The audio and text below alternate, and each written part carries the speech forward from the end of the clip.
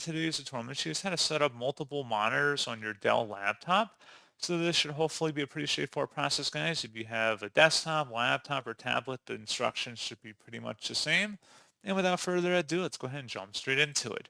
So first thing I would do is recommend connecting everything physically, so make sure everything's properly hooked up.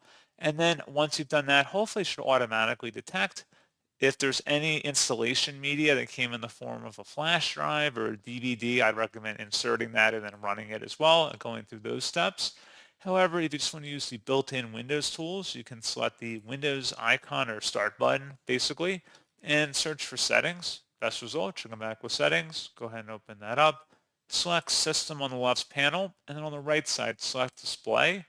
And then scrolling down, select where it says multiple displays, choose the presentation mode for your displays, click on that, select detect to hopefully detect or recognize the other monitor being connected. You can also change additional monitor preference settings here, and that's pretty much it.